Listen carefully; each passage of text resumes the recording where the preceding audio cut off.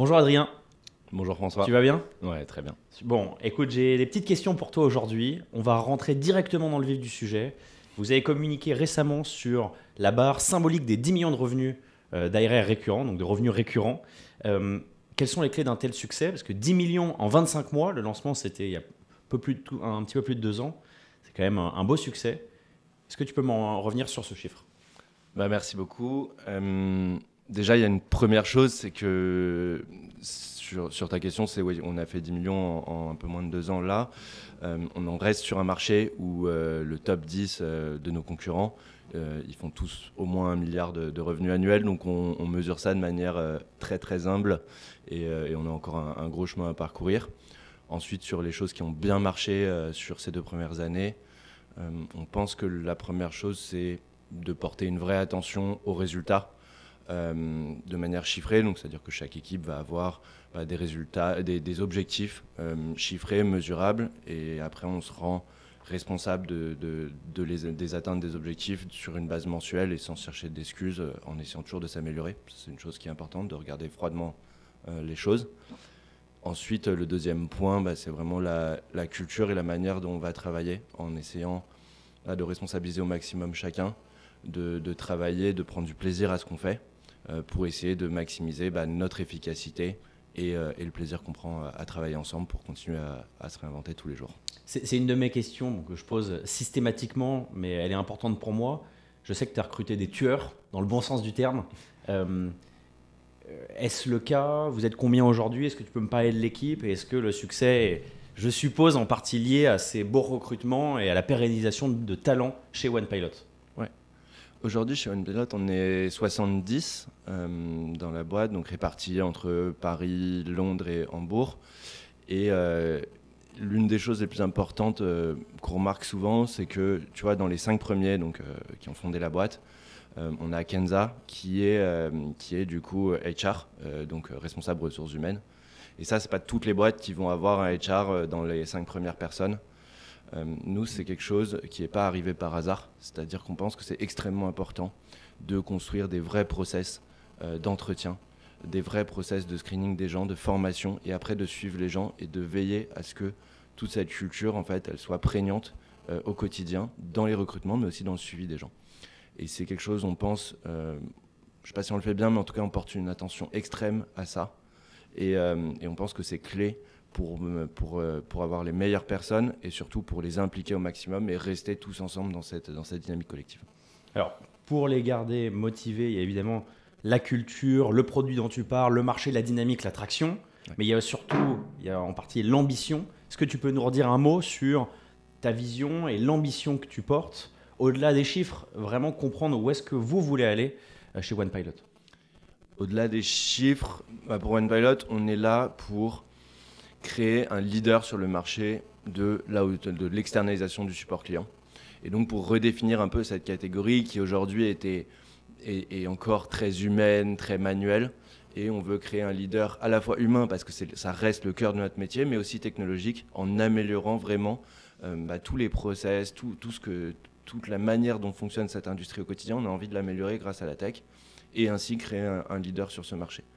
Ça passe, donc il y a cette vision un peu de construire ce catégorie leader, cette boîte qui va redéfinir la manière dont fonctionne l'externalisation du support client, qui va devenir une référence sur ce marché. Et il y a aussi une vision, une ambition de construire une culture d'entreprise aussi où justement les gens aient du plaisir à venir le matin, apprennent des choses et qu'à la fin de leur aventure chez OnePilot, qui soit la plus longue possible, mais qu'après ils regardent ça en se disant que c'était une réussite, quoi. Et ça, c'est cette double ambition. Les deux sont aussi importants pour nous et on pense que les deux se nourrissent l'un l'autre et c'est comme ça qu'on va y arriver. Est-ce que, pour ceux qui ne connaissent pas OnePilot, moi je dis OnePilot, OnePilot, je vais me faire engueuler, c'est OnePilot. OnePilot. C'est OnePilot, pardon. Est-ce que tu peux faire un petit exercice, un petit jeu, en moins de 40 secondes, me faire l'elevator pitch commercial? Imaginons que je sois un client ou un prospect clé pour vous et que je dispose de 40 secondes. En 40 secondes, pourquoi OnePilot est une solution intéressante et pertinente? 40 secondes. En 40 secondes. C'était une Ok. minute tout à l'heure dans le brief, c'est 40 secondes maintenant. Allez, c'est parti. Non, chez OnePilot, on fournit à des marques, principalement des e-commerçants, mais tout type de marques, à la fois des agents de support client disponibles 24/7 et une technologie qui va rendre leur travail beaucoup plus simple, beaucoup plus efficace.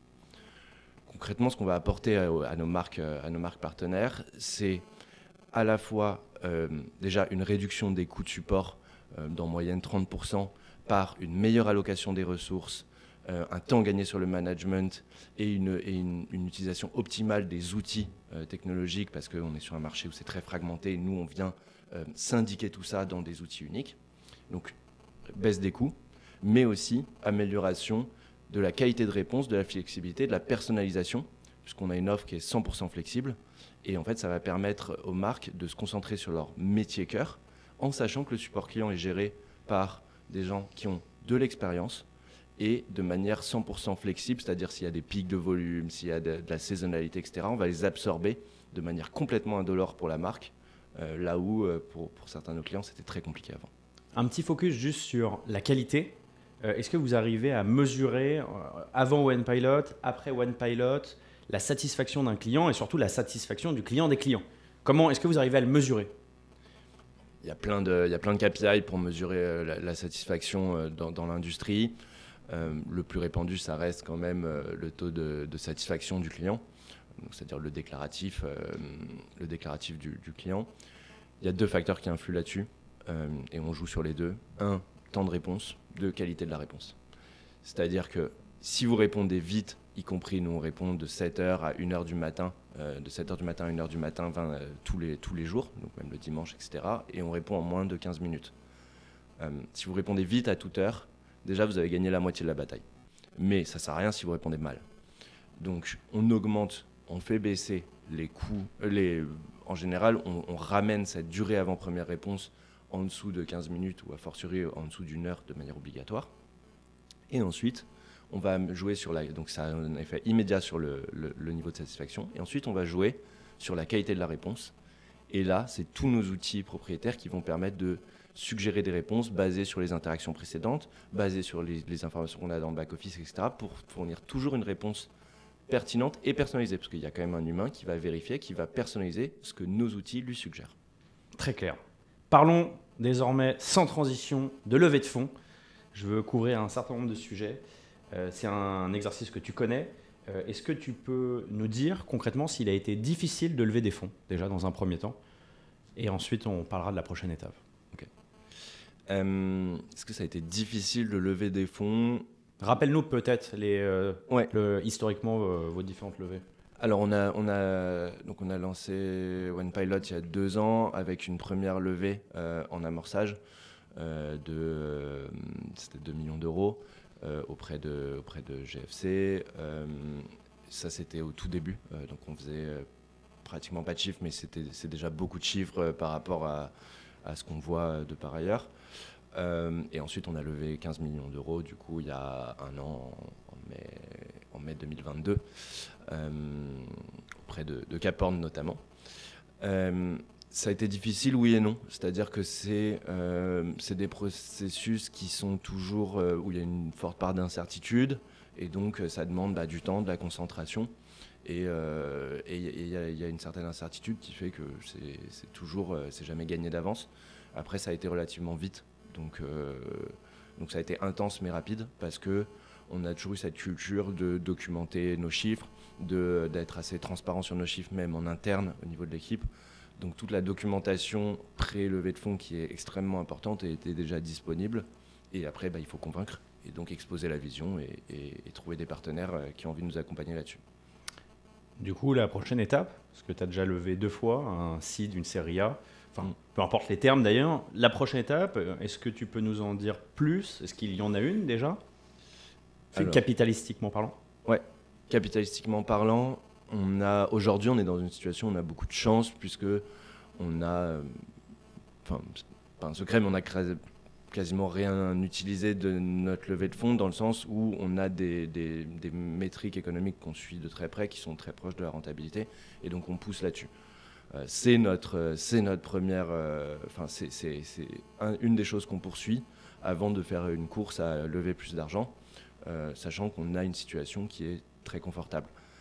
Après, il y aura sûrement des sujets de croissance externe pour aller encore plus vite, pour consolider, d'avancer sur d'autres géographies, d'avancer encore plus sur le produit. Donc potentiellement, en reparler, je ne sais pas, peut-être que si on en parle dans 6 mois, un an et demi, on aura peut-être plus d'infos là-dessus. Mais aujourd'hui, à date, on a une situation qui fait que ce n'est pas dans les priorités du prochain semestre. Très clair. Une question qui vient souvent avec les levées de fonds, que tu as eu plusieurs fois, c'est la question de l'étape finale, qui est celle de l'exit. Aujourd'hui, qui vous rachète? Quel est ton avis sur le sujet? Est-ce que vous en parlez avec Lucas et Pierre? Est-ce que tu peux nous parler de ce sujet?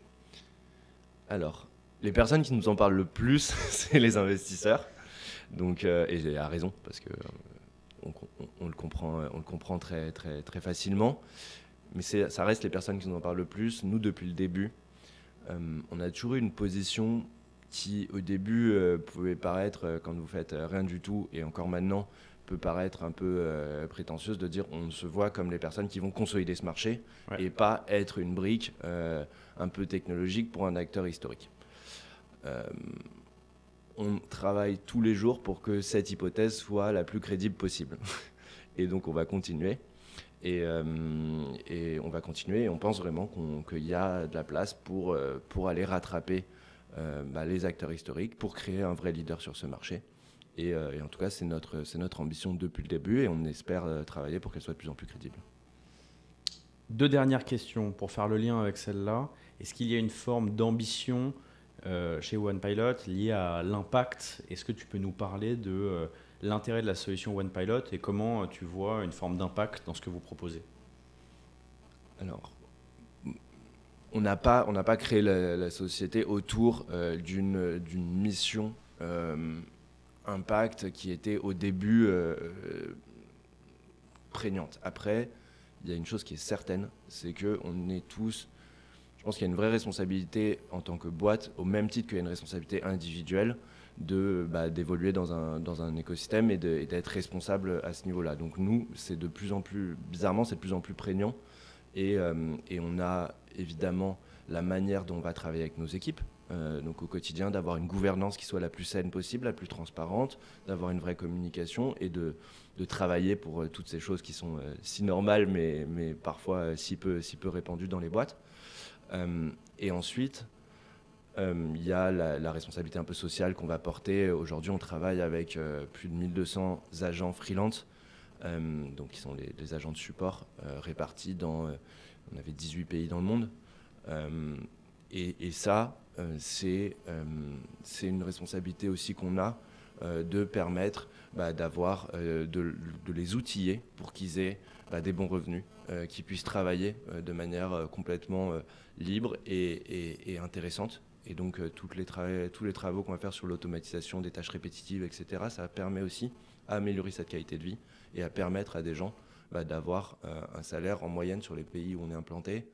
On va payer en moyenne 2 fois les salaires minimums des pays où on est implanté. Et ça, c'est un vrai point d'attention pour nous, de ne pas tirer le marché vers le bas, mais au contraire, de l'élever grâce à la tech et la manière dont on fait les choses. Tu peux nous citer quelques pays en dehors de la France, les UK et l'Allemagne qui sont un peu vos pays, on va dire, phares et cibles. D'autres pays où vous avez des agents aujourd'hui? Alors, on bosse en Norvège, en Suède, en Turquie, aux États-Unis évidemment. On bosse dans... franchement, quasiment tous les pays d'Europe. Je ne les ai pas tous en tête, mais on a des gens en République tchèque, on a des gens en Espagne, évidemment, en Italie, au Portugal. Ouais. La part de vos clients à l'international augmente de plus en plus? Aujourd'hui, on répartit l'allocation des revenus sur nos 3 marchés cœurs, qui sont France, Angleterre et Allemagne. Et donc après, si on a un client, par exemple, qui va être néerlandais, en général, il va partir dans le revenu allemand. Ouais. Et aujourd'hui, on est à un tiers. Okay. Ce qui est marrant, parce qu'on a commencé juste en France. Et en fait, lancement des 2 autres marchés, il y a 8 mois. Et aujourd'hui, on fait un peu plus de 3-4 millions dans chaque marché. Question finale, Adrien. Ouais. C'est un peu mon sujet, on en parlait avant l'interview et on en parle régulièrement. Je trouve que vous restez très discret d'un point de vue marketing écosystème au sens large, ce qui n'est pas une mauvaise chose, hein, mais est-ce une stratégie et quel est ton point de vue sur cet aspect, sur cette discrétion écosystémique? On est très concentré et pour être très honnête, on est conscient d'avoir créé une boîte qui est beaucoup plus sales orientée que marketing. Pourquoi ? Parce que notre objectif, c'est toujours de faire des résultats rapides, mesurables et de se dire qu'on a 100% la maîtrise de ce qu'on fait. Et en sales, c'est très vrai. C'est-à-dire qu'on espère pas être discret sur tous nos buyers persona, donc les gens chez qui on veut vendre. On espère qu'ils commencent à nous connaître. Normalement, c'est le cas parce qu'on essaye de taper de manière répétitive et ciblée, et bien. Mais effectivement, oui, le marketing aujourd'hui n'a pas été une priorité, c'est vrai.